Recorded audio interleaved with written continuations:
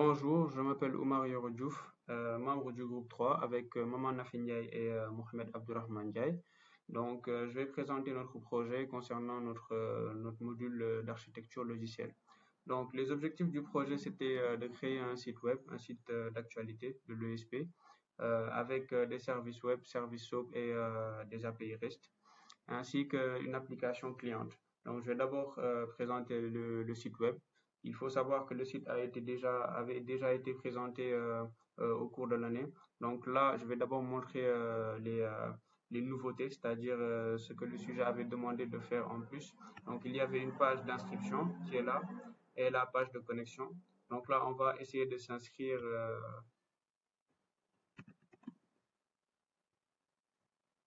avec ces identifiants-là.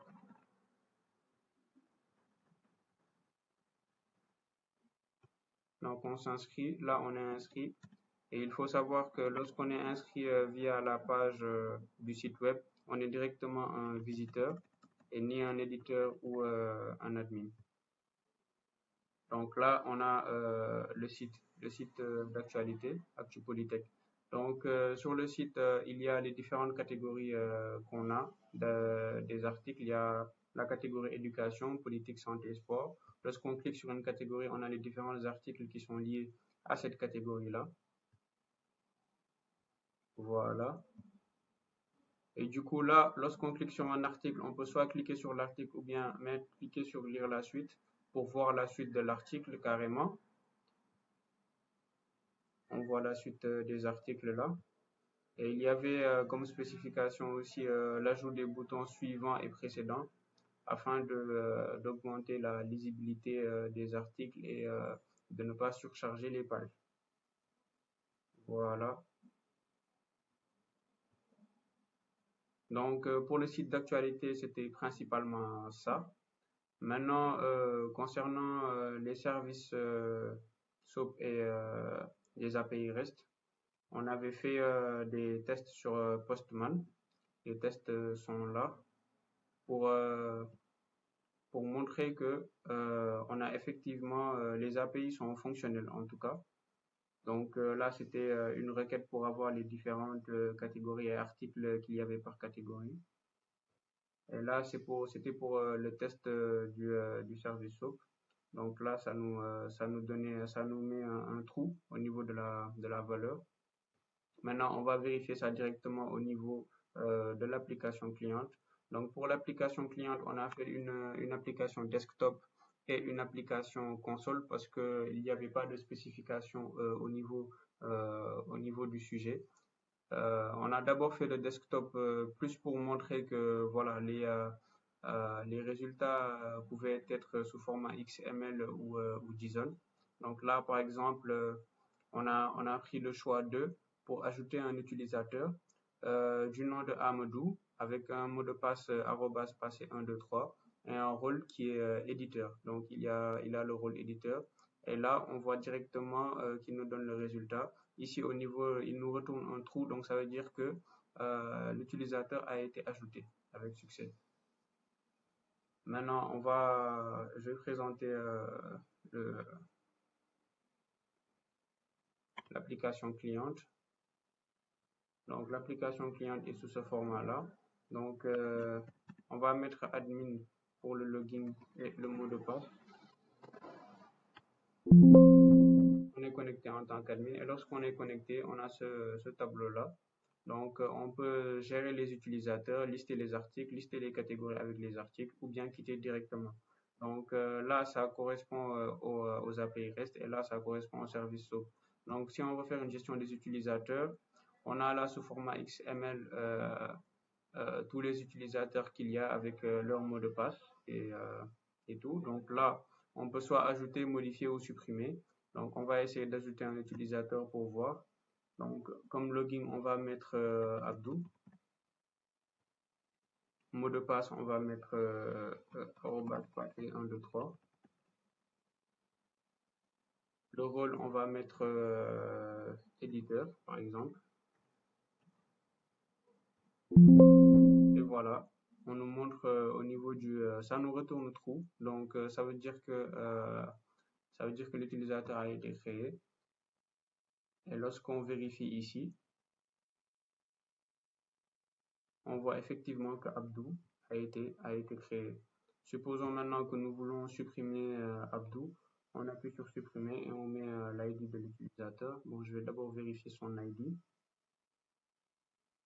Donc, je vais d'abord vérifier son ID. Son ID c'est 9. Donc, du coup, je vais mettre 9. OK. Et ça me met un return true. Donc, ça veut dire que normalement, il a été supprimé. Et lorsqu'on vérifie, on voit que effectivement le dernier utilisateur créé est Mohamed. Donc, Abdou a été supprimé. Il y a ça, il y a aussi la capacité de lister les différents articles qu'il y a et on peut rafraîchir ça au cas où. On peut aussi lister les catégories avec les différents articles. Donc là, on a 3 articles pour éducation par exemple, 2 articles dans la catégorie politique. Donc ça, c'était pour l'application cliente. Donc on va cliquer. Voilà. Maintenant, nous allons passer à l'interface l'interface éditeur. On va faire l'interface éditeur. Nous venons de faire pour l'interface administrateur. Donc là, comme éditeur, on avait Amadou. On va se connecter en tant qu'éditeur. On met le mot de passe. Et lorsqu'on se connecte directement, c'est l'interface qu'on a. Donc, on a un espace éditeur qui n'est réservé qu'aux éditeurs du coup. Vu que tout à l'heure, on avait vu que lorsqu'on est visiteur, on n'avait pas cet espace-là. On a juste accueil et les différentes catégories. Donc là, on a pour éditeur la capacité de créer un nouvel article, de visualiser les différents articles qu'on a déjà créés, de les modifier ou de les supprimer. Donc là, on va créer un article pour voir. Donc comme titre, on va donner la Coupe du Monde, par exemple. Dans le contenu, nous allons mettre que Mbappé a fait un triplé dans la dernière Coupe du Monde. Et là, nous allons mettre dans la catégorie sport et nous allons publier. Voilà, donc lorsqu'on publie, on voit que un nouvel article a été ajouté, catégorie sport. Là, ça nous met la date de création avec les actions possibles, modifiées ou supprimées. Et là, on a la Coupe du Monde comme titre. Donc, on peut modifier ça en revenant et mettant Mbappé a fait un triplé dans la dernière Coupe du Monde, point. Et Messi un doublé, on va dire. Et on a enregistré les modifications et on voit que les modifications ont été acceptées. On peut aussi supprimer ça, mais on va d'abord essayer de visualiser pour voir. Donc là, on voit qu'en top, on nous met la Coupe du Monde, c'est-à-dire le dernier article qui a été mis sur le site. Lorsqu'on retourne, on va essayer de le supprimer pour voir est-ce que ça va marcher. Donc, on supprime l'article. Lorsqu'on revient sur accueil, on voit que c'est l'avant-dernière qui a été mis qui redevient au top, c'est-à-dire le premier article affiché. Donc ça c'était pour l'espace éditeur. Donc il peut créer un article, le modifier, le supprimer. C'était tout pour notre projet. Donc les liens sont les liens du projet, c'est-à-dire que ce soit le projet du site, des services SOAP et API REST, parce qu'on les a mis sur notre projet. Pour l'API client version console ou version desktop, tout est dans le lien GitHub qui sera donné avec la vidéo. Merci beaucoup. C'était le groupe 3.